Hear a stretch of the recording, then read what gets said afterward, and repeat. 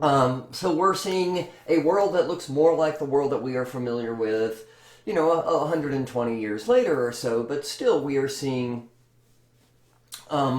this the sort of nations, or many of the nations that we are now used to seeing, start to coalesce. As the area of colonialism starts to wane, and these countries lose their power, and as many of these colonies that were under the control of various European countries start to declare independence, we start to see really this more sort of modern kind of map. So one of the things we're going to see in this modern era then is in this period of great transition politically is a lot of political strife and war. The 20th century is going to be a period of two massive wars, within a span of about 20 years or so of each other, with World War I and World War II, and then we're going to see major conflicts sort of peppered throughout the century. So we're going to see this massive period of warfare, which is also in many ways part kind of symbolic of the massive changes that are occurring throughout the world. Okay, so what is modernism in terms of art? Well, modernism, some of the elements of it are a rejection or subversion of the traditional themes and subject matter. Rejection or subversion of traditional methods, materials, and practices. So in both of these first two items, we're seeing the term rejection or subversion. We're seeing a rebellion against what came before, either thematically, in terms of subject matter, or in terms of how art is made. There's also a rejection of illusionism in favor of abstraction. So art becomes less concerned with looking like something, and instead becoming abstract as a means for self-expression, as a means for focusing more on emotions, or maybe more obscure sort of intellectual concepts than it is trying to look like something. Because art doesn't need to be realistic anymore, because we have cameras to do that. So the function of the artist has changed tremendously since the advent of the photograph. We don't need artists to record images for history's sake anymore. We have cameras to do that. So now art is kind of freed up to become purely expressive if it wants to be. Also, there's going to be an emphasis on the inherent qualities of the materials used. You should know this by a term I've been using now for the last two chapters: truth to materials. Let paint look like paint. If canvases are flat, let's make art look flat. Let's embrace these materials. And also what we're going to see are new materials introduced into the world of art. Thanks to modern technologies, we're going to see mass-produced materials, things like, tubular steel and plate glass and iron girders and all sorts of things that did not exist before. We're going to see technologies to put these things together, like welding and other kinds of industrial glues and things like this that didn't exist before. So with new technologies comes new ways of creating art. We're also going to see, this sort of leads into an emphasis on innovation. What is next? What's the next big thing? What are the next new technologies? And of course, this is something that is very much still part of our world today. This idea that we're always waiting for the next sort of big thing, the next big invention. When is Apple going to come out with a new iPhone, right? Also, we're going to see a reliance on chance. Artists are going to be sort of in some ways relinquishing control a bit. Some artists will, and are more interested in kind of letting things happen to let them happen. There's going to be sort of an implementation of chaos in a lot of art, and in some ways this is going to reflect the chaotic times we live in. So it's about to get really interesting, and I'm really excited that you guys are going to kind of get to come on, I hate this phrase, but come on this journey with me to the magical world of modern art. But it's going to be a lot of fun, guys, so let's go. Oh my god, we start off with kaleidoscopic color. This is a painting by a guy named Henri Matisse. Matisse is a French artist. He was part of a group called the Fauves. The Fauves were one of these independent artist groups that sort of grew up in the wake of Impressionism and Post-Impressionism. They first showed at a showing called the Gallery, the Autumn Salon, Le Salon de l'Automne, which was an independent show. And the critic, a guy named Louis Vosset, saw their work and he said, "Oh my God, these guys paint like a bunch of wild animals, or fauves."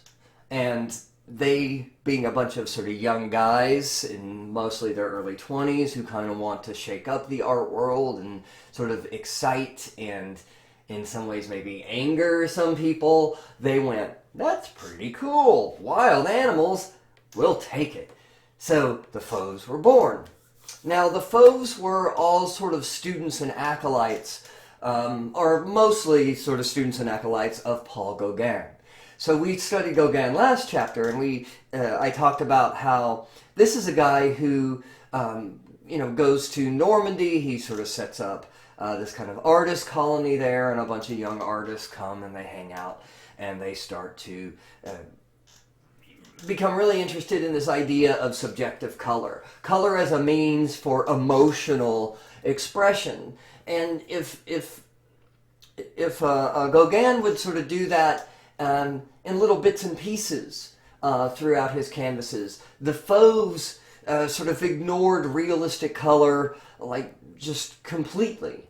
And they created these works that were almost kaleidoscopic in their colors. They often used bright, pure, what we call saturated, that means pure colors, so really bold colors, really bold blues, greens, reds, those sorts of things, primarily primary and secondary colors, and they really kind of want to hit you over the head with these. Matisse himself, really kind of the leader of the Fauves, along with a guy named André Derain, said this chief function of color should be to serve expression as well as possible. So for him, this was a way of expressing oneself emotionally. You can see at the bottom here that this painting was bought, this was one of the paintings at the Salon d'Automne. This was bought by a family called the Stein family. The best way to think of the Stein family are sort of the Medici family of modern art. They're an American family that I'll talk more about when we get to Pablo Picasso, whose investment in many young avant-garde artists in the early 20th century helped lay the groundwork for the success and the influence of modern arts. So if you don't like modern art, you can blame the Steins almost as well as anybody else. I love this little quote here. When asked about the actual color of the dress, Matisse said it was black, of course. And I think this is important because what he's trying to do is not to paint something representational. He's not trying to paint what this woman, in this case this is his wife, what his wife looked like, but instead he's trying to paint how he feels about her. And the sort of exuberant expression of color, I think, in some ways shows sort of great affection for her, and it also, in a way, paints her as this rather kind of complicated person of varying sort of passionate emotions, right? Henri Matisse was, he and Derain, for a while, spent a time in a little village in southern France on the Mediterranean called Collwitz, and they went down there to sort of be out in nature, be out in this sort of beautiful Mediterranean sunlight, and also to kind of get away from the worries of the modern world. And in many ways, Matisse is carrying over the themes of Gauguin and this idea that if you want to create a kind of a spiritually pure art, then you have to kind of reject the trappings of modern society, and you have to get your butt out of the city, right? And you have to kind of get out to the country where you can kind of absorb nature. And for him, nature represents this sort of more pure state of mankind. And he painted these images often of nature where it sort of shows this kind of like peaceful, almost utopian. Sometimes we use the word Arcadian, and this is a term I've used before in this class. But Arcadian, it refers to in ancient Greek during the Peloponnesian Wars. This area of Arcadia was somewhat untouched by the struggles between Athens and Sparta as they fought, and this term Arcadian kind of means this sort of utopian, sort of Garden of Eden kind of location. I just realized my chair is very squeaky. I'm kind of trying to sit on it in a way where it doesn't squeak. Okay. You guys still with me? Good. All right, so if we take a look at this image, the joy of life, right? We can see that he's given up all completely on objective color. All of these colors are just kaleidoscopic, and they're bold and pure, primary and secondaries for the most part. Also notice how he's emphasizing the flatness of the canvas. He's not using any chiaroscuro to shade or model the figures. Here he is drawing from, like Gauguin was, stained glass windows. He's drawing from things like cloisonné, that word you learned last time, which describes that sort of glass and metalwork, often used in artwork in the Byzantine Empire and throughout the Middle Ages. He's sort of evoking, once again, this other concept, primitive art, art that is meant to maybe evoke ancient Asian art, and especially a huge influence here of Chinese and Japanese art, especially Japanese ukiyo-e prints with the bold outlines and big sort of flat areas of color. Man, Japan, right? Can't get away from those guys when we look at European modern art. But in general here, we see sort of a rejection of modern society. That modern society in some ways is a drag. And instead, things are way much better if you sort of go back to nature. I mean, Matisse in many ways is sort of a hippie 60 years before hippies, but there's this idea that this sort of land of kind of peace and love and happiness is available to us if we kind of reject the trappings of modern day society, where people can dance and sing and make love and sort of cavort and do whatever hippies do out in fields, as a sort of rejection against modern society. And he's using these colors as an expression of the sort of the emotional happiness of these people. This is called the joy of life. So he's not using sort of dull browns and grays here, but he's using these kaleidoscopic, almost psychedelic kinds of colors to express this intense emotion and joy.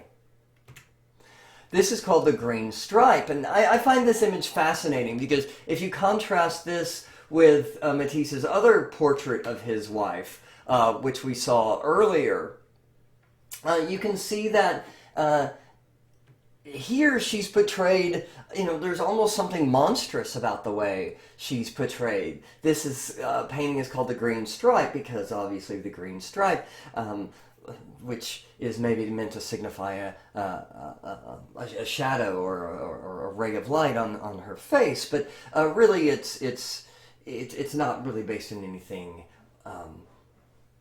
realistic, but instead is meant to represent kind of an emotional, maybe Matisse's emotional feelings towards his wife at this moment, and there are theories that they were having trouble with their marriage at this time, and perhaps this green represents jealousy, or it represents maybe a darker side of her, or a more monstrous side of her.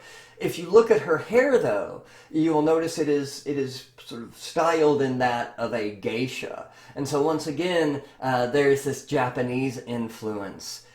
Here. There's also, I would say, a heavy medieval stained glass influence in this painting as well.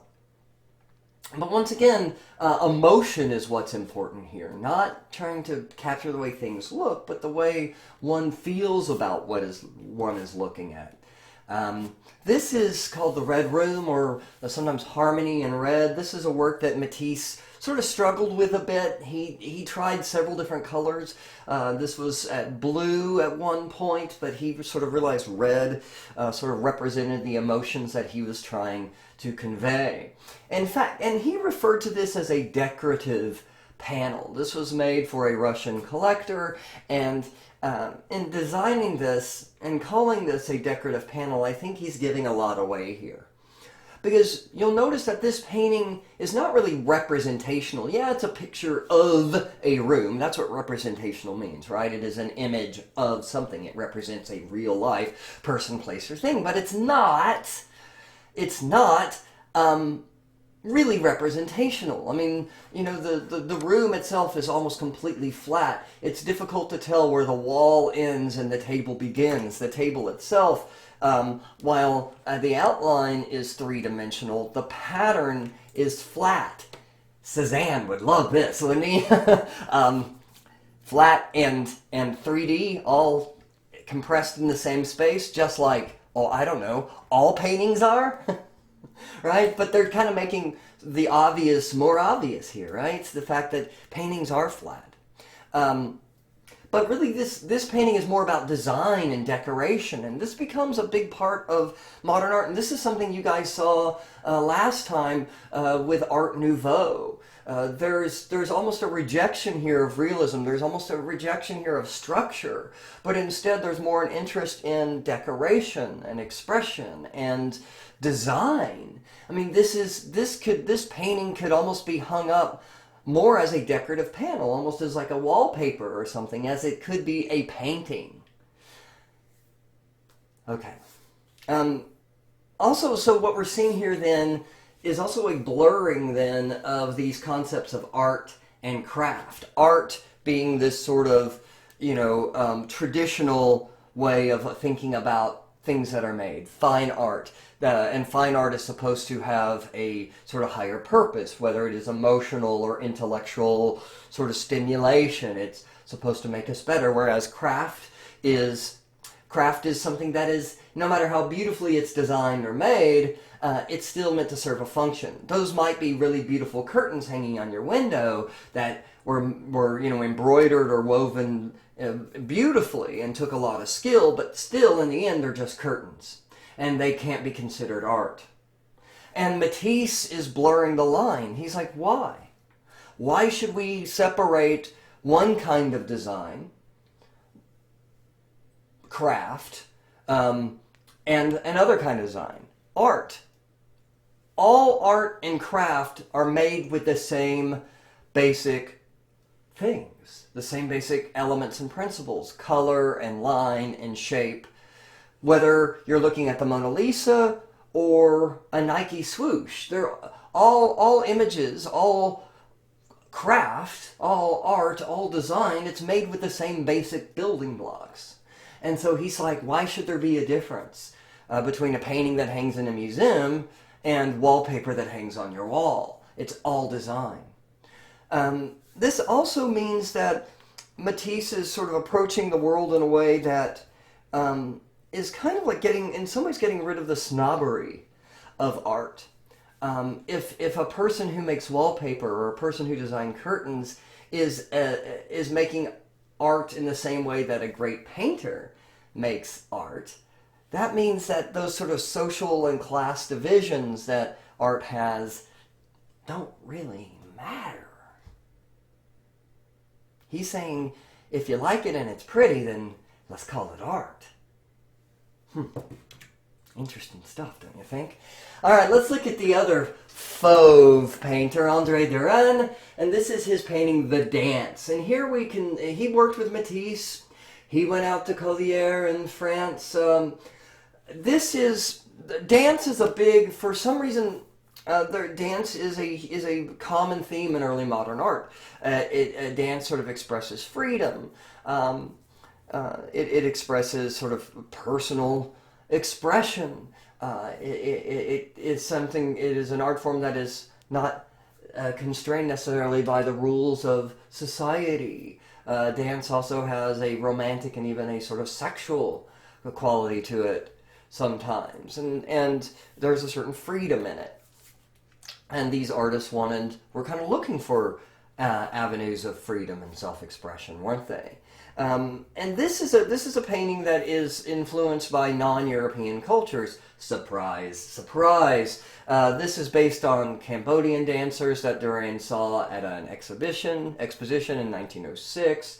There's also a strong African influence, and of course, an influence of Japanese art here too. So there's Southeast Asian, there's East Asian, there's African influences here, and then of course that Fauvis use of just insane kaleidoscopic color to represent kind of freedom and emotion and expression within this dance.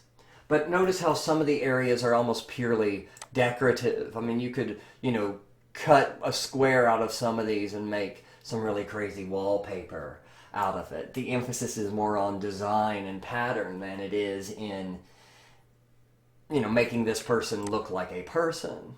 Pattern and design are the most important thing about this painting.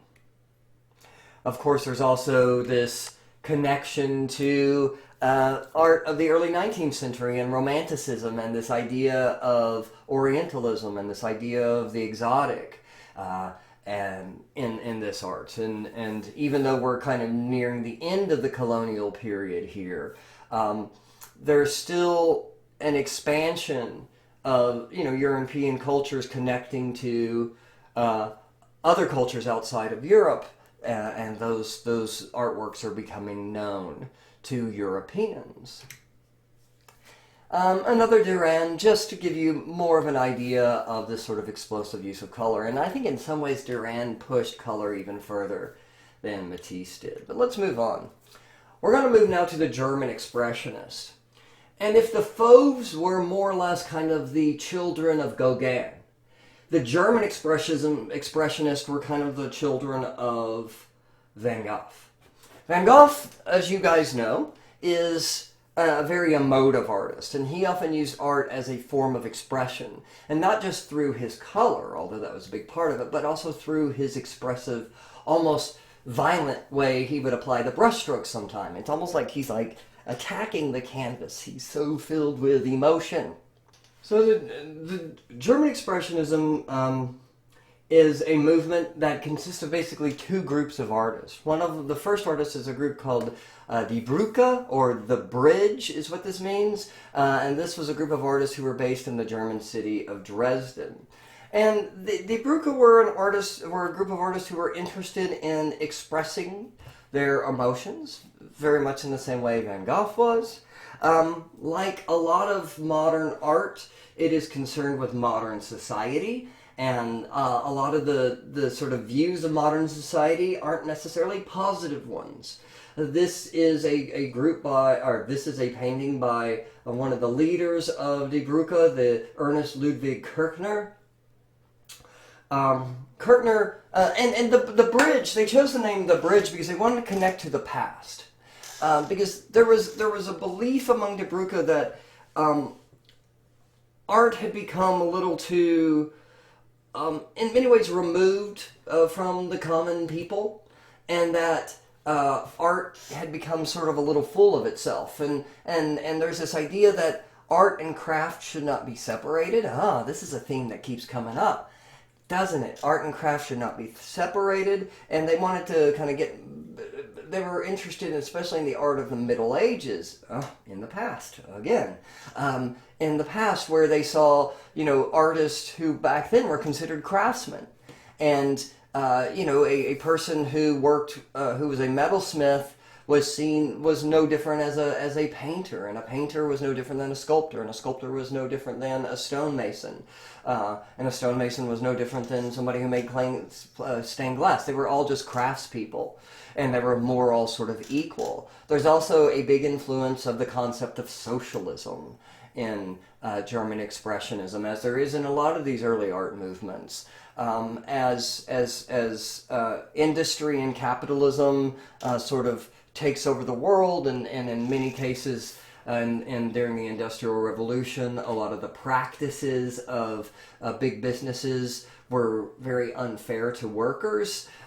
Socialism was something that was very attractive to people who had to work 70, 80 hours a week, whose children had to also, work in dangerous jobs, and there was a real sense that sort of workers were undervalued. And so part of the idea of the bridge is that it's another way of kind of bringing forth the importance of craftsmanship. It was also, in many ways, also a sort of position against mass production, where everything is produced in mass, and that handmade quality and craftsmanship that had been evident in, objects since the beginning of time was being lost.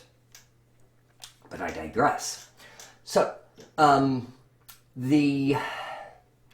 this is a very much kind of a indictment against modern society. This is called Street Dresden. We see this image of these people on this busy street in their latest fashion, walking down, window shopping. These are modern consumers, right? And look at the way he's painted them. They look monstrous. They look like zombies. These people whose only sort of purpose is to go out and consume and buy all of these new modern goods and wares. And the image of the child here, I got to be honest with you guys, this I think is one of the most frightening images in the entire history of art. Her bonnet almost looks like the teeth of a shark, and maybe she's crying perhaps, but her hollow eyes freak me out. But there's this idea that modern society is kind of making us soulless. It is turning us into these sort of monstrous consumers. What we were looking at here is the Chronique des Brücke. This is the what we call a manifesto, sort of a statement of purpose, published by the group. And what's fascinating about this image, if you look at the way it looks very handmade. It's a woodcut. This sort of late medieval, early Renaissance printmaking technique. And so the artists of this group often used and revived very ancient or very old techniques from the Middle Ages as a way of sort of making a statement against the mass-produced goods of modern society. Okay, the other big German expressionist group is a group called the Blue Rider, der Blaureiter. The Blaureiter is based in Munich, in Germany, and it was made up of two guys, Franz Marc and Vasily Kandinsky. And Kandinsky is a Russian who's living and working in Germany. And their art is a little different than Die Brücke in that it is not so much directed at sort of the evils of society, although partially it is. But it's much more sort of rooted and interested in the spiritual and the use of color to express spiritual states. In fact, the term, the Blue Rider, sort of combines Mark's love of horses, Kandinsky's love of riders, and sort of this love of the color blue. And we'll talk more about this in a moment. But Kandinsky especially is an artist of great importance in the history of modern art because he's really the first artist to produce completely abstract works, like in this work called Improvisation 28. And this is something, purely abstract art is something that artists had been flirting with really all the way back since the Romantic period in Turner. And remember, like, the slave ship, the paint that he painted, where when you first look at it, it almost just looks like just sort of blobs of color, and you have to really kind of stare at it a moment before you can see the ship and you can see the hands emerging from the ocean. And then, we've seen guys like Whistler who were more interested in the design and color and shapes and layout of the painting than he was the subject matter. And we've seen more and more artists throughout the Impressionist and Post-Impressionist period abstract their works, simplify their works, make their works less realistic.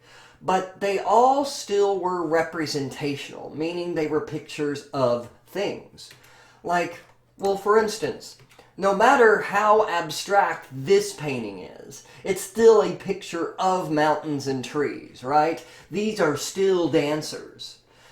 But by the time we get to Kandinsky, what is this a picture of? These aren't things. These aren't things we can name. These aren't buildings or trees or mountains, even though maybe some of them maybe slightly resemble them. But for Kandinsky, this was a guy who believed, and he was very religious. He was raised Eastern Orthodox, and he believed that color represented spiritual states.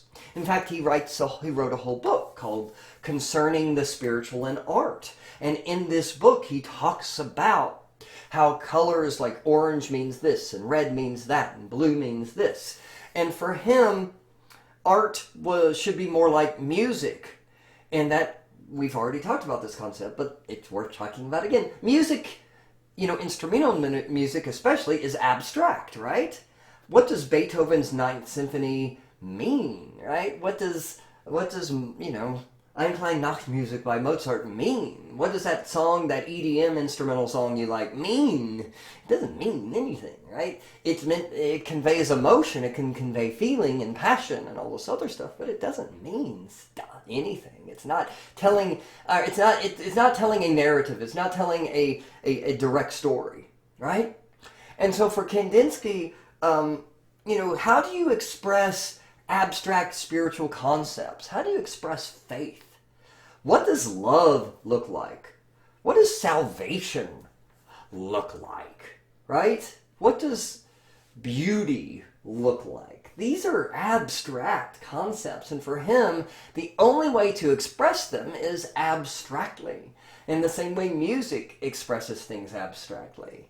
And so for him, you don't look at a work of art and try to find a picture of something, but instead you look at the art in the same way we listen to music, in an emotional way, in a way that almost more establishes a mood.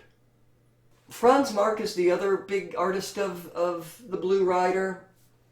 And he says, blue is the male principle, severe and spiritual. Yellow is the female principle, gentle, happy, and sensual. Red is matter, brutal and heavy. So you can see these guys had sort of concepts laid out for what these colors meant. So this is meant to sort of add to the imagery. Now, Franz Marc didn't go fully abstract like his buddy Kandinsky did, but you can actually see images, representational images in his paintings, like deer and wolves and horses and these kind, animals. But there's all these also abstract forms throughout. Now, for him, animals also were symbolic in the same way colors could be symbolic. They could represent concepts or states, or oftentimes he used horses to represent war or powerful things, right? And for him, in this painting, the fate of the animals, this in many ways is, this is prefiguring. This was painted right before World War I, right when Europe was on the brink of, the first massive world war. And he's painting that sort of what he sees as sort of oncoming violence. That modern society has brought upon us this incredibly brutal way of life that will lead to war. And he wasn't necessarily wrong, because war is about to break out in the biggest way ever up to that point in history. And on the back of this painting, he wrote, "All being is flaming suffering." And so this is, meant that basically maybe there is something inherently violent, and there maybe suffering is something that is inherent in life in general. But notice how these abstract forms almost are like dagger-like or sword-like as they pierce through the air, almost seeming to impale the animals This is a very sort of violent view of nature and the world. And a lot of the power in that violence is conveyed through the color, these sort of bloody, blood-like reds, and these dagger-like shapes. So a lot of the meaning and the mood of this painting is being conveyed abstractly. Here's more images of horses. I love Frog's Mark, and so I'm just going to show you some. We're not going to talk about it, but it's my class. One of the perks, I get to show you stuff I like. Kind of cool. Here's one I really love. Kitty cats. He loved animals. I love animals. I just love this sassy cat. Whoops, kicking up its heels. It makes me happy. I hope you enjoy it too. Okay, moving on. Oh my God, more death and destruction. German Expressionism, why can't you be happy? Oh, maybe it's because you were all living on the brink of war. Okay. Alright, so Kathe Kollwitz is a German expressionist, although she didn't belong to any specific German expressionist group. She was very sort of independent. She went to sort of an all-woman's art school, which also reveals how things have changed now, right? Now we have art schools made specifically for women, when it used to be almost impossible for women to get into art schools. She married, and her husband was a dentist, and her studio, they basically had a home that part of it was in his office, and part of it was her studio. And she started to be exposed to all different kinds of people, and she sort of realized that, like, sort of this poor working class or proletariat class of people, she had much more interested in than kind of the hoity-toity upper classes. And she literally says the proletariat had guts, and so a lot of her paintings are about the working class and the poor. She also was an artist who suffered from loss as a child. She had a brother who died, and I think a sister who passed away. She had some siblings who died, is what's important. And she witnessed death from a very young age, and death is sort of her central theme. And especially at being a mom, a lot of her images are of children. In fact, this image, her son posed for this picture. This is rooted in Michelangelo's Pietà, which we saw earlier this semester, the image of Mary holding Christ in her arms. But it is an image of loss. It is an image of sadness. Kathe Kollwitz was an artist who was primarily worked in drawing media and worked with printmaking. So she used lithography and etching and engraving primarily, and woodcuts on occasion. She did paint a little, but mostly her works are prints or drawings, and so they have a very hard edge, and they have this sort of very kind of nervous, scribbly kind of quality to them that I'm a bit of a fan of, I have to admit. But it kind of also represents this sort of sadness and struggle, I think. But death sort of permeates all of her images.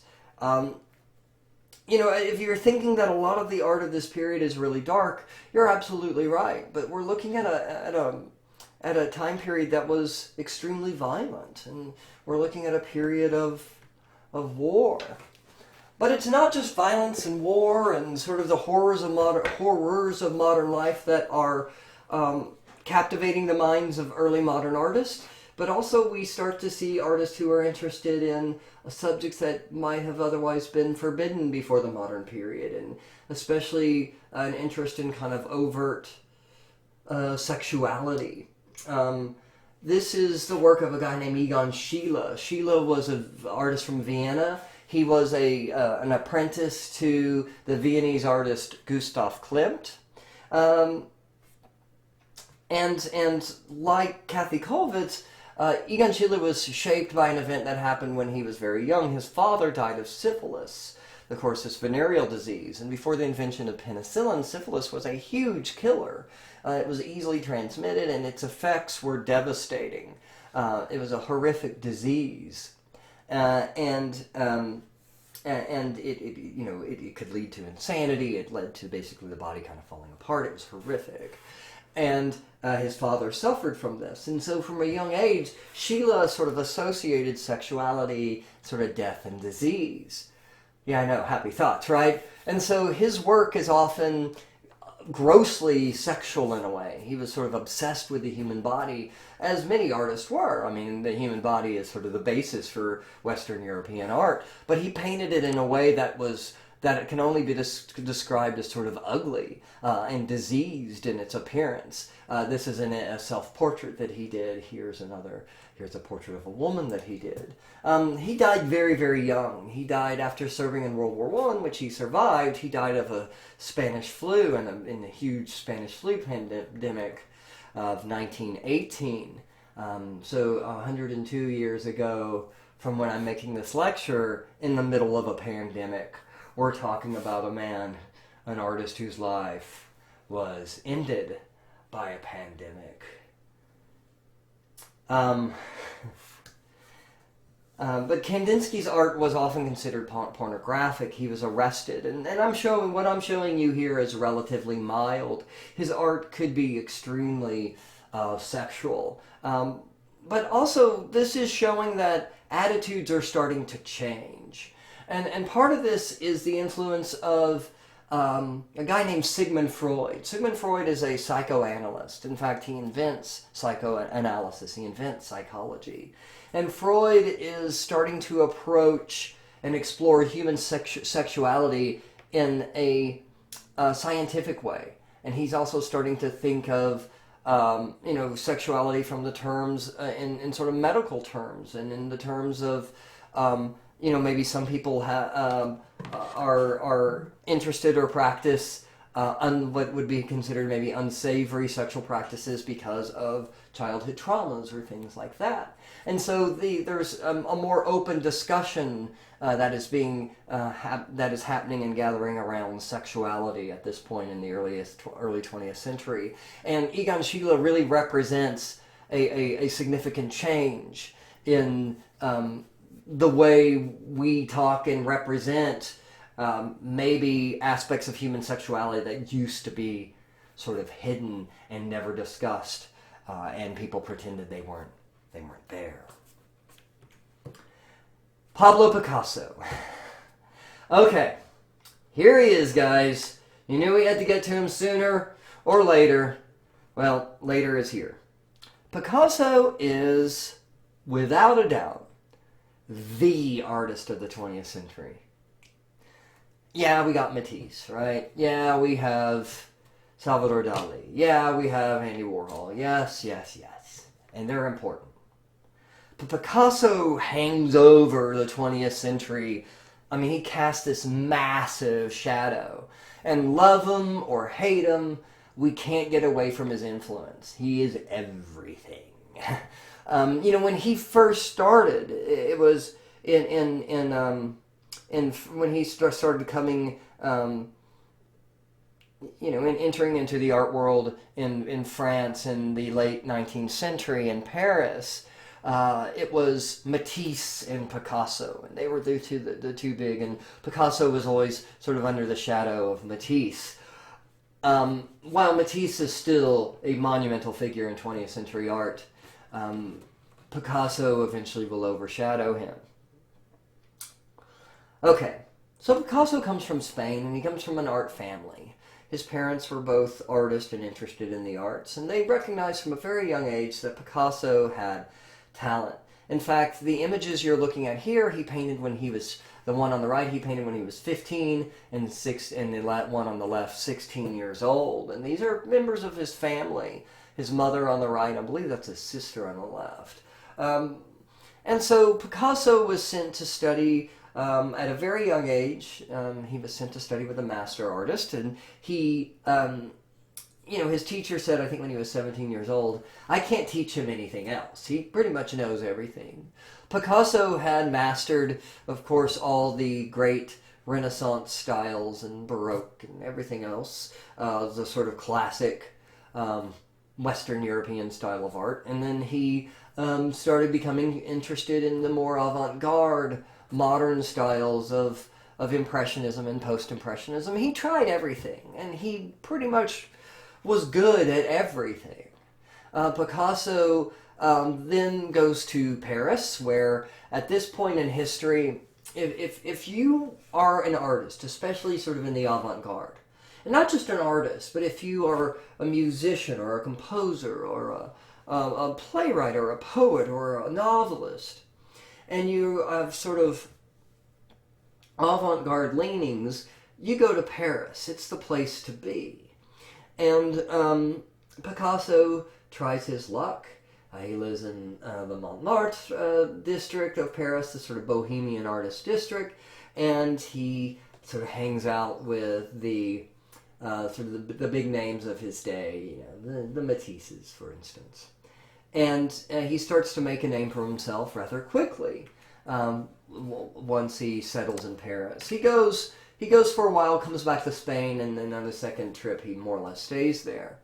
And Picasso's first really important period is a period we call the Blue Period. And the Blue Period was actually caused by the death of a very good friend of his, a guy named Carlos Casagemas, who committed suicide, like really tragically in public. This was a man who had some terrible issues with mental illness and depression, and this sends Picasso himself kind of in a state of depression, the loss of his friend. And so Picasso enters his first major period after his sort of student early period. And we call this the Blue Period. And this sort of dominates the early part of the 1900s. And it's called the Blue Period because he's primarily painting with the color blue, but also because his art is it takes a very sort of sad, melancholy approach to his subjects. He often paints images of depression, of poverty, of old age in his work. There's a sort of overall sense of melancholy. As you can imagine, that would be expressed by a young man who really probably experienced his first encounter with the death of someone he cared for deeply. It's basically his best friend committed suicide in this horrific way. And so we can see, you know, the influence of Cézanne. We can see the influence of, you know, the Impressionist in his work here in this early stage. Eventually, Picasso, around 1905 or so, starts to kind of come out of this depressive state, and he enters what is known as the Rose Period. And he starts using happy colors, primarily pinks and reds, in this work. His work here starts to become a lot lighter in tone. It's often of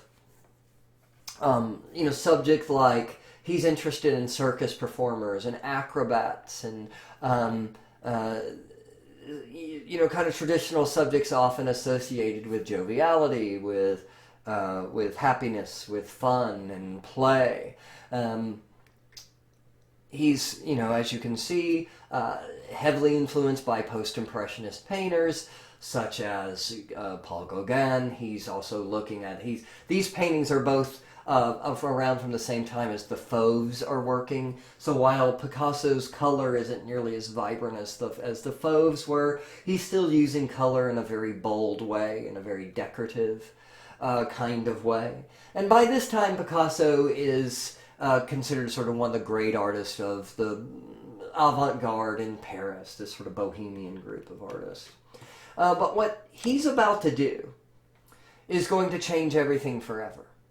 What he's about to do is going to be shocking and strange and bold, and it is going to set the art world on its head.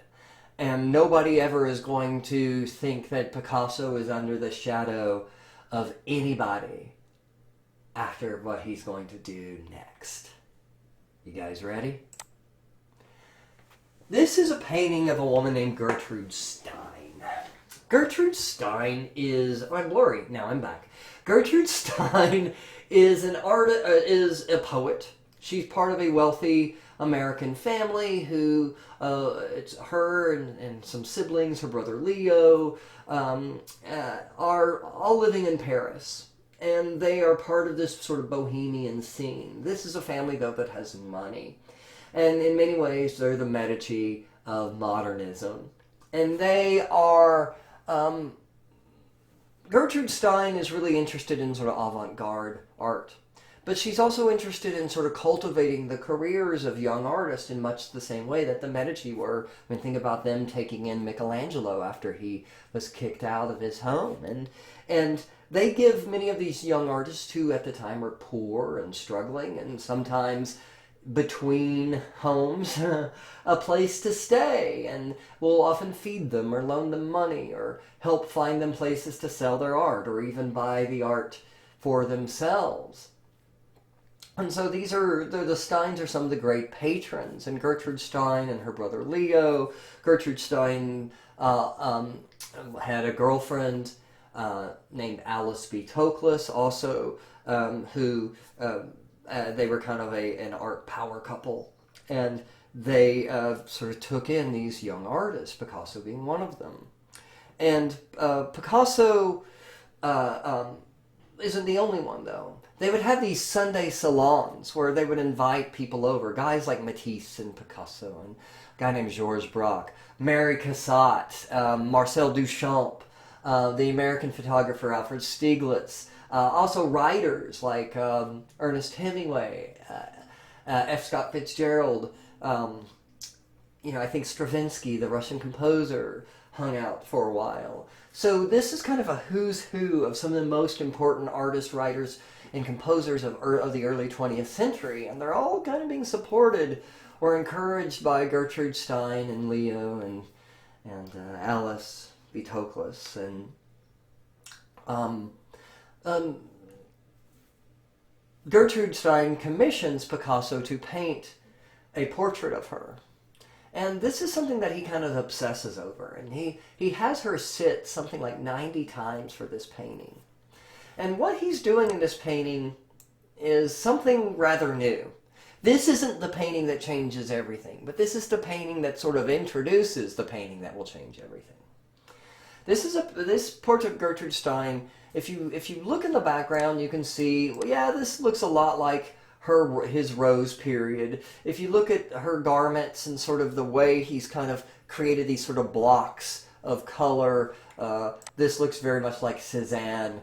But if you look at her face, something new is happening here. You'll notice that one half of her face does not match the other half of her face. And what Picasso is trying to do is to do something that, to my knowledge, no other artist up to this point had ever done. And that is try to replicate the fact that we actually see the world with two eyes. And we are actually seeing the world from two slightly different angles simultaneously. And of course, we've all encountered this phenomenon before, and you can do it right now. So if you want to look goofy, maybe you're out in the middle of somewhere watching this video on your phone or tablet, and you can do this in a coffee shop or maybe sitting in on a couch in a building on campus or wherever you are, and you can do this, and we can all look ridiculous together. You ready? Let's go. So if you put your finger, 6 inches or so from your face, and then you close one eye, your finger is right in front of you. But if you switch eyes, your finger all of a sudden has jumped. Because you've switched eyes. You've been looking from the left to the right, or vice versa, whatever it was. And so that means the angle has changed and the position of the finger has changed. And the thing is, we constantly see the world from two separate angles. But it's only when things get really close that we start to notice it, because our brain can't process the information as well. But Picasso is basically trying to show this thing that we all know and that we've all seen, but it's never really been depicted in art before. So half of Gertrude Stein's face is being seen with her left eye, and it appears closer and lower. And the right side of her face is being viewed with our right eye, and so it appears higher. He is taking two different angles and conveying them simultaneously in one space, on one flat canvas. Picasso at this point in his career is feeling very confident. In fact, if you want to understand what Picasso is about, let's take a look at these two. The image on the left is a common image you often see in his studio, and he's sitting in front of a lot of objects from Africa. We'll get back to this. The image on the right, though, I think is fascinating and says everything you need to know about Picasso. Picasso was a man that you would never said lacked confidence. In fact, Picasso could often be arrogant, aggressively arrogant. He was a man who was aware of his abilities. He was aware that he was a great artist. He was aware that he could pretty much paint in any style of art that he could ever want. And his approach to art here is not that of a traditional painter, though, but it is that of an athlete, in particular a boxer. This picture shows Picasso in his studio dressed in the gear of a boxer, boxing trunks and boxing shoes, with his fists sort of clenched. Picasso was kind of a manly dude. His favorite sport was bullfighting. He loved boxing. He was also a sort of notorious womanizer. He was this kind of manly man, and he, like, whatever he wanted, he went for and he took it. And that's sort of his attitude. For him, art is a challenge. It is a sport. It is a contact sport. And somebody's going to get bloody, and it's probably going to be you. And here's Picasso standing in his studio with his fist clenched, just swagger all over the place, standing there in his boxing gear, ready to take on the world. Because he's basically saying this: I'm about to do something new and shocking, and I'm going to push art into realms that nobody has ever gone before. And you're either going to understand it, or you're going to be slow and not get it, and you're going to get knocked out. And you got to be prepared, because I'm going to throw this punch, and if you're not ready for it, you're going to be on the mat, buddy. That is sort of Picasso's attitude. It's aggressive, it's bold, it's full of swagger, and this is what it produces. Les Demoiselles d'Avignon, the young ladies of Avignon. An image of 5 prostitutes from a brothel in Barcelona. This was painted in 1907. Sorry for the misprint there. But he held on to it. He didn't exhibit it until 1916. He sat on it for 9 years, because even Picasso, in all of his confidence and swagger, was like, yeah, I made something that I'm not sure even I understand yet. It was influenced by Paul Cézanne's Large Bathers, and it was influenced by this painting by the Mannerist artist El Greco, the opening of the 5th seal. Picasso struggled with this painting. Like many of his large works, he produced numerous preliminary sketches and drawings and paintings in preparation for this. He looked at other artworks for inspiration. But not only was he looking at Cézanne and El Greco, he was going to a museum called the Trocadero, where he was seeing African art. And he was amazed by these African masks. He was also really into the art of the ancient Spanish people, the Iberians. And he was looking at ancient Iberian sculpture here. And these influences, African mask, Iberian sculpture, modernist artists like Cézanne, Mannerist artists like El Greco, are all sort of forming this kind of stew in Picasso's brain. And he ends up creating this image, an image that literally breaks all the rules of art. An image that shows 5 nude figures. The nude figure, which in the tradition of Western art is a representation of beauty and sort of feminine grace, very often here is shown monstrous and ugly.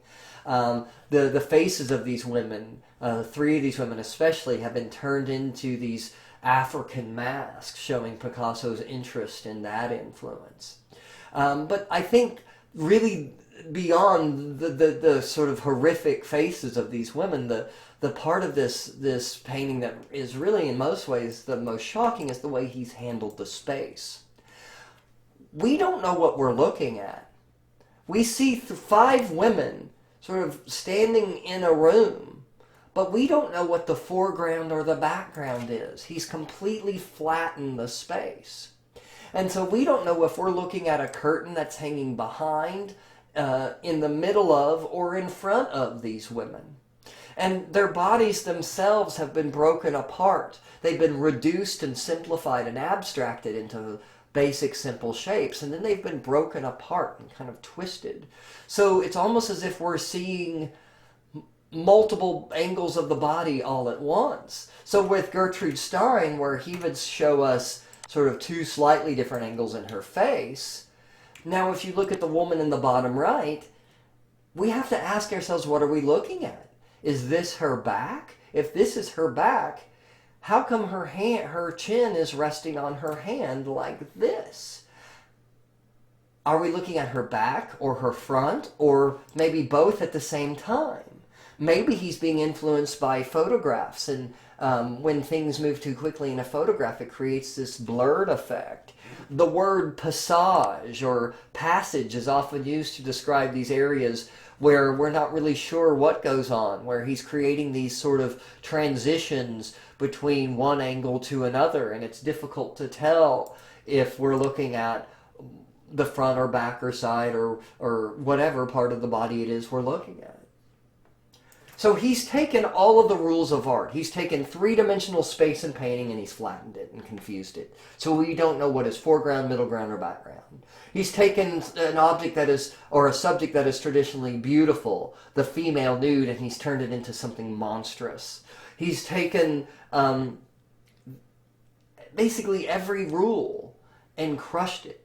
And he's rejected all of the sort of influences of classical European art, and he's embraced African art and Iberian art and non-European influences. And what he's doing here is laying the groundwork for a movement that will be called Cubism. Because while many artists looked at this and went, I don't know what's going on, Picasso, a friend of his, an artist named Georges Braque, did. And Braque and Picasso start to form this sort of working relationship where they start working side by side, literally sometimes, painting in the same studio. And they develop a style of art that is called Cubism. And Cubism has two phases, and the first phase is called analytic Cubism. So these two works look a lot alike, don't they? Because during the Cubist phase, Georges Braque and Pablo Picasso are working so closely together that their art almost becomes alike. It's only been now in the last few years that I can see a Braque or a Picasso that I'm not familiar with and identify who's who. There's some little telltale signs, but it's really difficult to tell. But so what we're looking at is... well, let's look at the image on the left. This is called the Portuguese.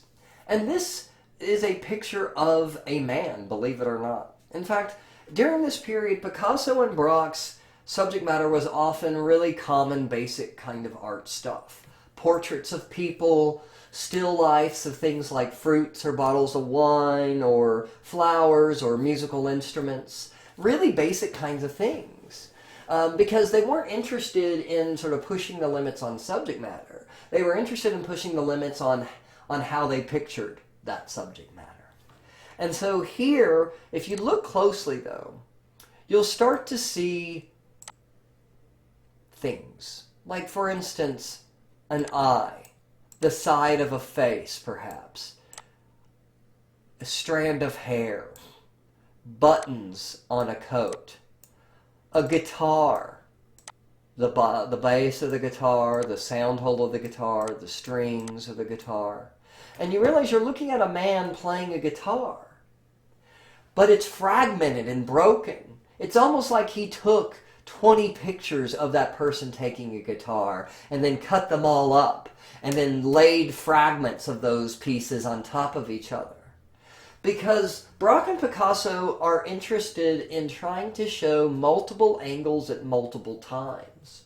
And they're influenced by things like blurred images in photography. They're influenced also by new modern technology like X-rays, which allow us to see not just the front of things, but the inside of things. And they're influenced by technology. And what they're creating is this sort of jumble of forms and shapes that are meant to imply things moving through air or moving through space. You know what it sort of reminds me of? You know when you get like sort of digital glitches on videos and things look fragmented and pixelated and certain parts are moving but other parts are frozen? That's what Cubism looks like to me. And so I like to think of where these artists, where they started, what sort of drawings they started with. because they would probably start with like a simple sort of line drawing of their subject. Then they would start moving the parts around, and not just up and down, but also flipping them three-dimensionally like this. And so what I like to think of Cubism as sort of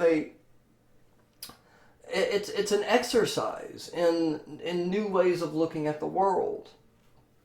And it's difficult. It's not meant to be easy. This is not art that is made for your sort of average person.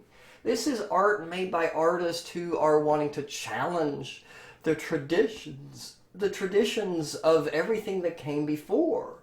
An artist like Picasso, who were incredibly highly skilled, are kind of trying to invent new ways of looking at the world. I mean, in some ways, this is art at an incredibly sort of high level that is not necessarily meant for everybody, and it can be really frustrating to look at. And I'll be honest with you, when I first was introduced to Cubism as a young art student, I didn't like it at all. And I didn't get it, and it took me actually a few years before I really kind of understood. And I think that in some ways, artists and people who've been working with art and understand a lot of different kinds of art can be more comfortable with it than somebody who's just brand new, really, to the world of art. And it can be very frustrating. We call this period analytic Cubism because it's analytical. It analyzes the way we see the world. The term Cubism came from an art critic who said these paintings look like they were made up of little cubes, and they do. But also you'll notice that there is no color. The analytic Cubism phase is a lot of browns and grays that the artists are mostly working with, because they're not really interested in color. They're interested in form and shape. The second phase of Cubism is called synthetic Cubism, because oftentimes they started to bring in other materials, like ropes and wallpaper and scraps of paper, and they would make these collages. They would synthesize. That's what synthesize means, right? It means you take a bunch of different materials and you make something new out of them. And so this phase can have a lot more color, but they're still in many ways doing the same sort of experimentation. They're fragmenting the world that they see. I want to look at something that Picasso said. We all know that art is not truth. Art is a lie that makes us realize truth, at least a truth that is given us to understand. The artist must know the manner whereby to convince others of the truthfulness of his lies. They speak of naturalism in opposition to modern painting. I would like to know if anyone has ever seen a natural work of art. Nature and art, being two different things, cannot be the same thing. Through art we express our conception of what nature is not. Cubism is no different from any other school of painting. The same principles and the same elements are common to all. So here he's saying two important things. He's saying, first of all, that art is not nature. And so making art look like nature is ultimately kind of foolish. It's a stupid thing to do. Art is artificial. That's the whole point. So art shouldn't look like nature. Art should look like art. It should try to look like something else than nature. And also he's saying Cubism is no different than all other painting. This modern art really isn't that different, because modern art still uses the same tools that painting has always used. It uses paint and it uses brushes. It still uses the same rules of design. It still uses line, shape, and color, like painting has always used.